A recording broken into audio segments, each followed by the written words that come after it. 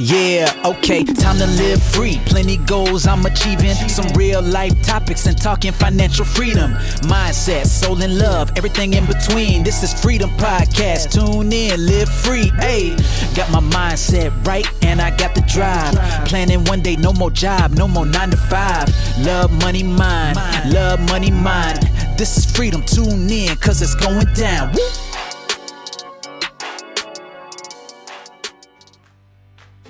Hi, this is Anna, and welcome to another episode of your Freedom Podcast. In this episode, I interview Krystal Holm. Krystal is a Feng Shui Master, interior designer, and clutter expert who helps work-from-home entrepreneurs turn their spaces into offices they love to work in. Using her proprietary framework, the Designed Life Method Mind, Body, Soul, Home, she helps her clients declutter and design a workspace that empowers them to create the life and business they want. Krystal shows women how to use their workspace as a 3D vision board to help them design who they are becoming and the life they want with it right into their space. I can't wait for this episode. I'm sure she can give me some tips because sometimes I look at my office and think how cluttered it is. But I think mindset and vision is really important. So can't wait for this interview with Krystal.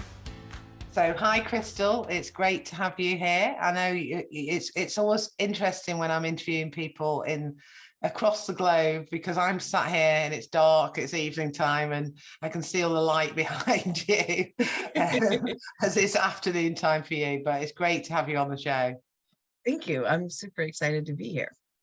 And I know as we were just kind of catching up before I click record, I was just looking around my desk and thinking, look at all this clutter here, as you were explaining your sort of expertise with you doing all your Feng Shui Master and being, a designer. I think you may be a designer originally, and I know you'd definitely be able to help me right now in my office anyway.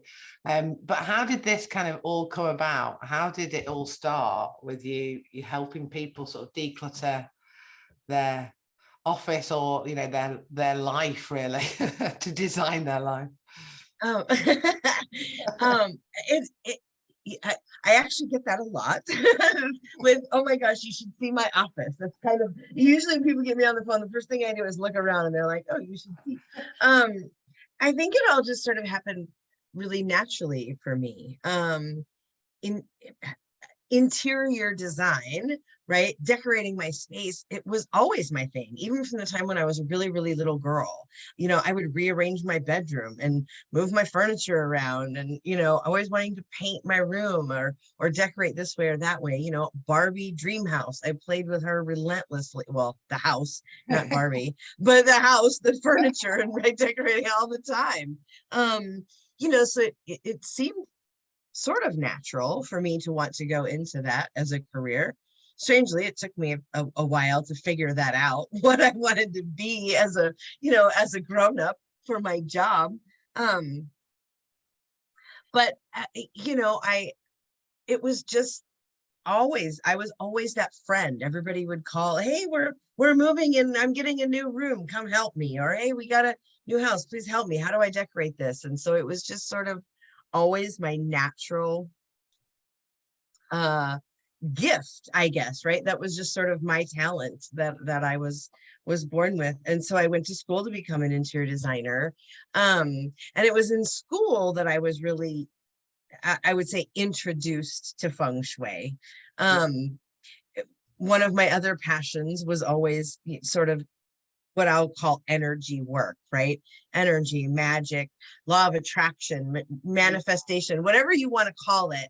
It's all has to do with that spark of life and manifesting life into existence, right? Yeah. That's what energy is all about. And so that was sort of a side thing for me. And it was in college that I had, in my psychology class that I had to write a psychology paper on something related to my field of study. And so I just so happened to, I had heard about Feng Shui. I didn't know a whole lot about it at the time. And so that's what I decided to write my paper on. And it was really intriguing to me. And so I started trying to just apply it to my life because it didn't that one paper was not enough to make it make sense to me. There was so much conflicting information out there that I tried actually for quite a few years just to figure it out. And then I was fortunate enough to be sort of handed a project in my professional career, right? I had finished school, I was working as a designer, and I had just started working at a new design firm, and literally my boss pulled the entire team together in a panic one day because a multi-million-dollar project that had been submitted to this client for final approvals on everything so we could start ordering stuff was denied, right? They refused it, they rejected it and sent it back because the feng shui was all wrong. These were international clients that were from China, and they were familiar with feng shui and the principles of it and some very basic information. And they had taken one look at it and were like, yeah, no, we can't have this. You need to fix it. And I was the only person at the firm who knew anything at all about feng shui. I was the only person to volunteer to take this on and fix it. And that was enough to say, you don't know enough about what this is. And so I actually went back to school to study feng shui. I found a school that taught traditional feng shui and started learning all about, why is there so much misinformation out there? Why is it so confusing? Why is it so hard? What's the real thing? How does it really work?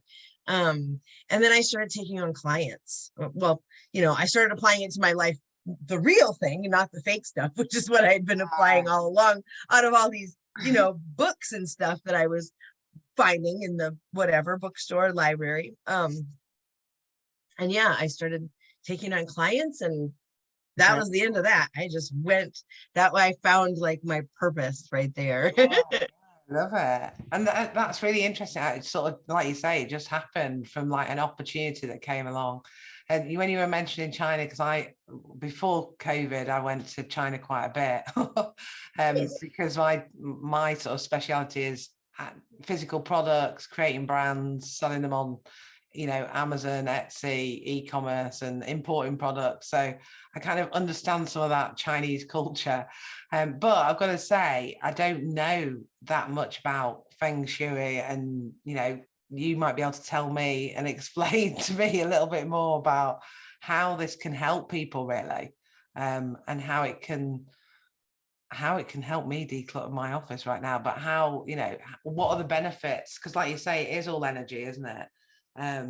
It is. Feng Shui is really about the study of the flow of energy, right? I mean, science has already proven that everything is made up of energy. We pretty much accept that as fact.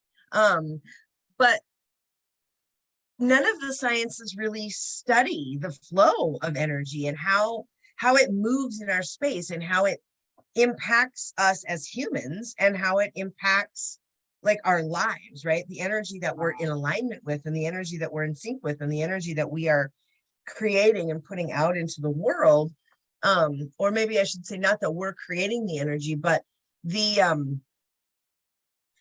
taint that we give it, right? The color that we taint it with our energy, that frequency then dictates the results that show up in our lives, right? Whether that be like our personal relationships or our health, our career, our finances, all of our ability to be creative, family, all of those things are impacted by that spark of energy and the way that we impact it just with our being. And so Feng Shui really studies that and takes it to the next level because it's based in algebra, right? Geometry, algebra, architecture, and physics. So Feng Shui kind of takes it to that next level, and not just looking at it, but now how do we actually manipulate that flow of energy so that we can impact those results in the world, right? And so that's why it really matters, that because you have a relationship with your space, right? Everywhere, everybody lives somewhere, right? Even if you're homeless, and you live somewhere, your physical body lives somewhere, and you have a relationship with that space. Yeah, absolutely.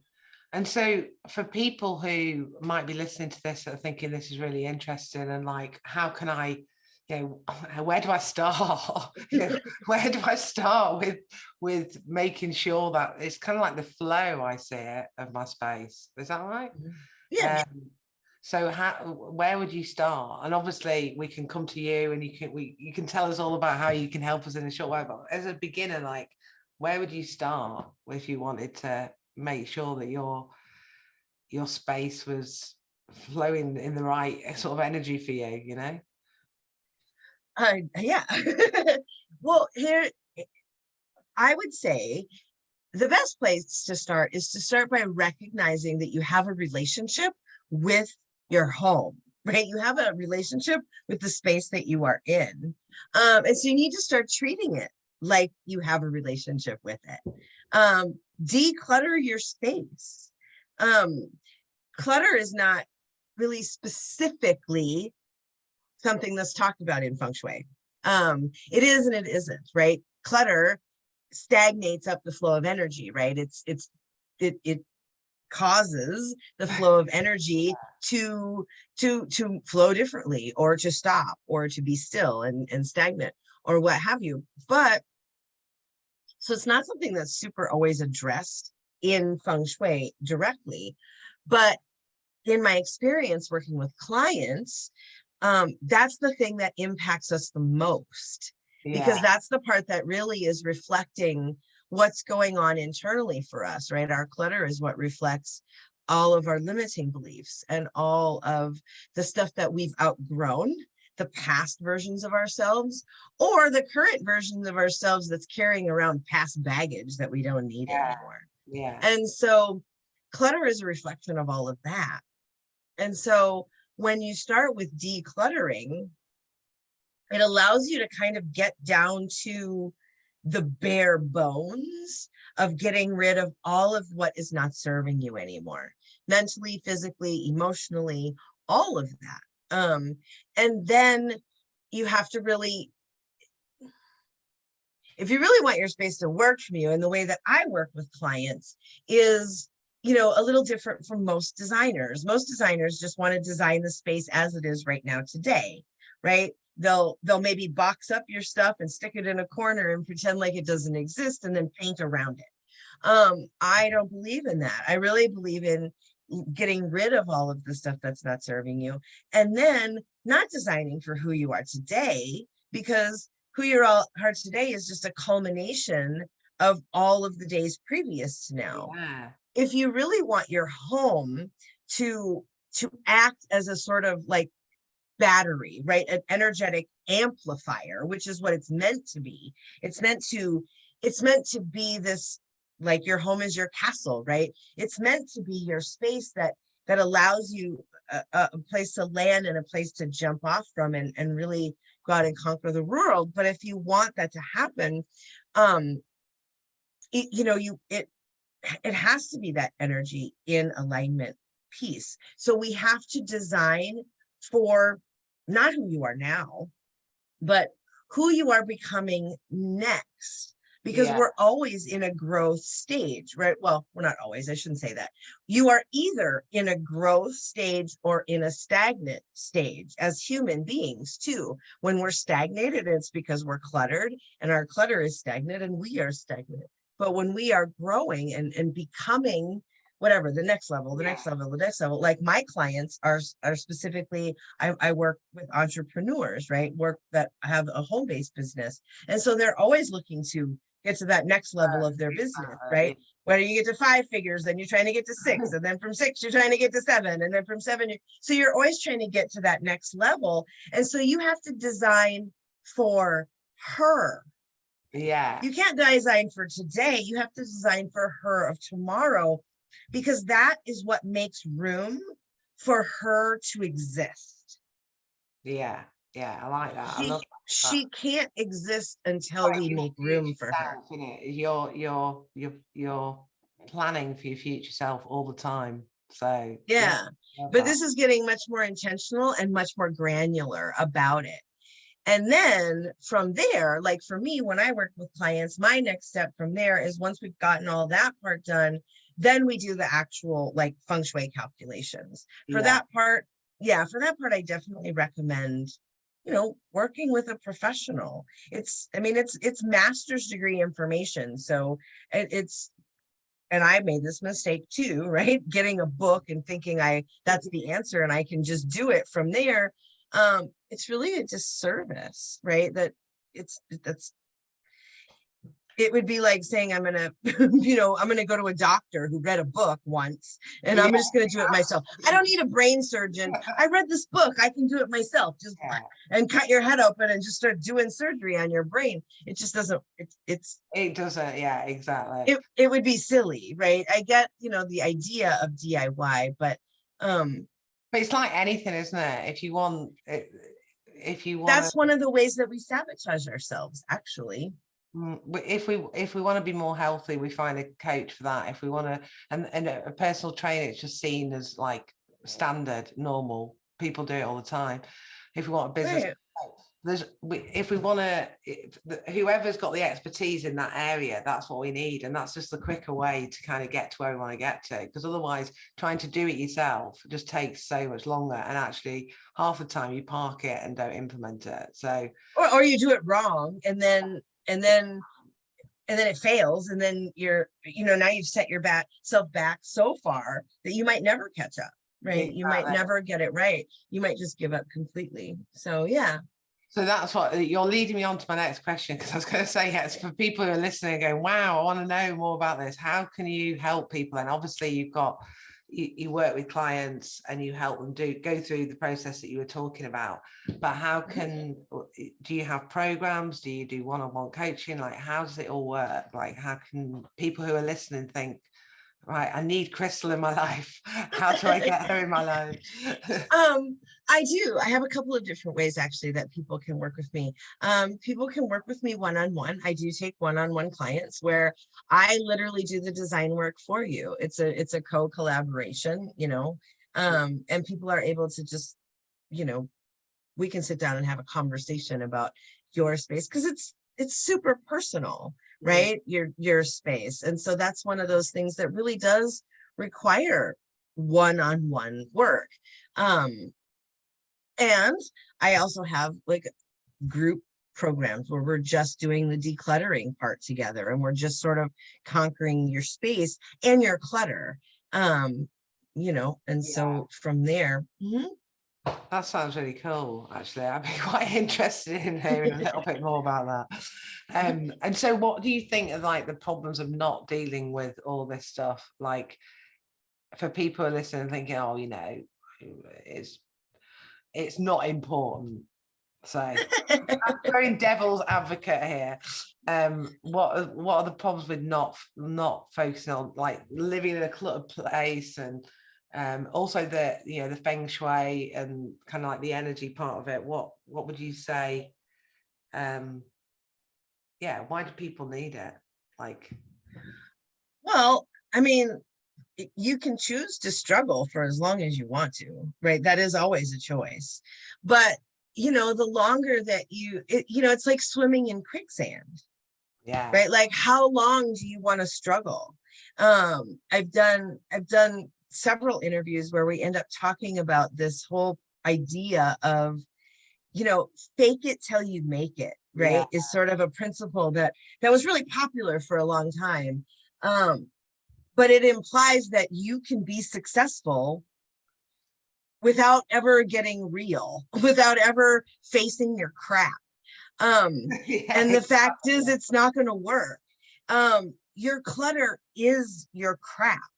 It's all of those things that you are faking it about.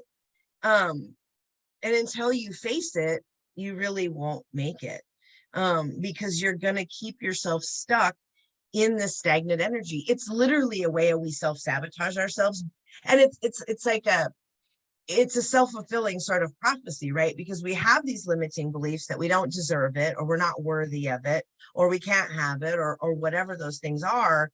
And that's the clutter that we are surrounded with at all times, that is constantly mirroring the same belief back to us. And so we stay stuck in it because that's what we're seeing. We can't ever get out of it. And so until we actually are able to step out and get out of it and learn to listen to what your clutter is telling you, because it's a barometer for exactly where you are right now and exactly where you're stuck and all of the reasons why you don't have the life that you want to have. It's and like, all of the things in it. I see it's like your foundations, isn't it? It's like if my office is so messy, and it has been, in the past, then I just can't function in that. I love having like my oils, and it's not just about kind of, I mean, I have, when I'm talking about clutter, I have like, even though I do a lot of digital stuff, I love writing my notes and things like that. So I have like that kind of clutter, but I have, I think, like I have my crystals and my like my oils burning and things like that when I'm doing, when I'm going into like planning mode and I'm like strategizing something, and lighting is another one, isn't it? I think everything about your space has an impact on I mean, I've done a couple of videos on lighting even on my own YouTube channel talking about different lighting and the impact that it has. Everything about your space has an impact on the results that you're going to achieve, good or bad, in all areas of your life. So because it just impacts how you function, doesn't it? Like I have it sometimes where I do have to, I work too much in my office, and I feel like I need to change my environment. And I just have to kind of like work in a different space for like, a different day or whatever, because I just get kind of like I'm in this house all the time sort of thing. And it just can kind of fuel a different sort of, it's so true about the energy. It's stuff that I haven't thought about too much. But it does really affect you. And I think from what you're saying, it's like, it is definitely like the foundations of your growth, isn't it? It is. I mean, that's what the foundation of your home is, right? That's literally your piece of the planet. That is your safe zone. That is your place to go where you can take off all of your masks, all of everything, and be completely real with yourself. But the fact is, we keep hiding there too, because we don't ever make it safe for ourselves, because we refuse to declutter all of the stuff that the world says we're supposed to have. Yeah, absolutely. I often talk about my 3 pillars, because I'm a domestic violence survivor turned badass, as I always say. And this is why I kind of put this whole podcast together, because I think by sort of sharing our business journeys, our challenges, and just our story of how we got to where we got to, it can really sort of inspire other people that could be listening and having, because when I was sort of in a bit of a down stage, you kind of think it's only me that's going through this, but actually just by hearing other people and what they've done in their life just inspires you to kind of put your ideas in place. And I often talk about my 3 pillars, which are freedom in love, which is about self-care and the love we give out into the world. Freedom in money, because financial freedom is beneficial in all this process.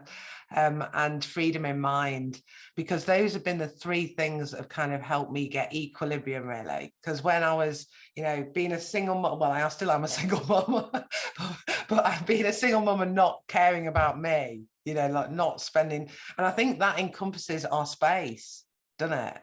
Yeah. Because it's part of that self-care thing, because we need to have that foundation to be able to, like you say, grow into that 7-figure badass that I'm going to be type of thing, and we've got to get that self-care right in our environment. Right. That's one of the reasons I say decluttering is the ultimate form of self-care. Yeah. So I think it is so important for people listening. Like, how do people, if people wanted to reach out to you, Krystal, what's the best way to do that? And we will put all of your contact details in the show notes. So if anyone's listening on iTunes, it'll be in the notes. And if you're watching us on YouTube, hello, you'll be able to see everything in the comments section. But what's the best way to reach out to you? Where do you hang out the most? Well, quite frankly, I hang out the most on YouTube. So you can come hang out with me on YouTube. I've got a whole bunch of free content there for you, which is great. And we talked a bit about, you were asking me like where people can find me if they actually wanted to work with me. If you wanted to book an appointment with me, you could do so at peaceandprosperityalignment.com. And for everybody who's just sort of let me just get started with decluttering. Let me have some help and some guidance through even starting to have a relationship with my space, starting to look at my clutter. I always love to offer my personal proprietary decluttering method as a gift. Brilliant. To audiences when I come on these, just because it really does matter, the decluttering part. And so you can download that at declutteryourmindset.com. And I will send it to you in an email with a few tips and tricks too to help you get started. Brilliant. That's awesome. We'll put both of those links in the show notes. So everybody listening, go and check that out, because that seems heaps of value for everyone to start this process if they're feeling stuck, really. Because I think that is how people kind of make that first step, really. So it's been great to have you on the show. It's been a really interesting topic. I always ask everybody, what does freedom mean to you? So what does freedom mean to you, Krystal? That's such an interesting question right now.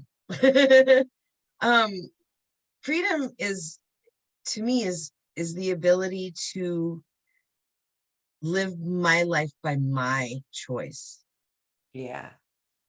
To do what I want to do when I want to do it.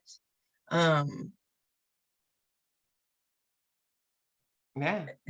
It's simple as that. Without having someone else making my decisions for me, right? Being able to live my life my way. Yeah. And my choices. Love it. It's been great having you on the show. And for everyone listening, do go and check out Krystal's YouTube. We'll put your channel in the comment section, and the links that she provided as well, with all that great stuff she's giving away. But really great to connect with you, and I'm going to go and check it out as well and get some tips on there. But it's been great to connect with you as well and have you on the show. Thank you, Anna. It's been such a pleasure just visiting with you this afternoon. Yeah, brilliant. Thank you. Bye. Bye. Thanks for listening to another episode of Your Freedom Podcast. And don't forget to subscribe on iTunes and subscribe on my YouTube channel. And if you want to get more freedom in your life, then come and join Your Freedom Project Facebook group, which the link is below in the comments section. And I am giving you a copy of my visualization manifesting book. So manifest more freedom in your life and live the life of your dreams. Hey, thank you for listening. Hope you had a blast. Here to elevate your life. It's the Freedom Podcast. Love, money, mind. Love, money, mind. Wanna see you all win. Wanna see you all shine. Just make sure that you subscribe. Bringing good vibes. Join the Facebook group. Now it's time to change your life. Hope you come back. Right now is the chance. This is an experience. It's the Freedom Podcast. Hey.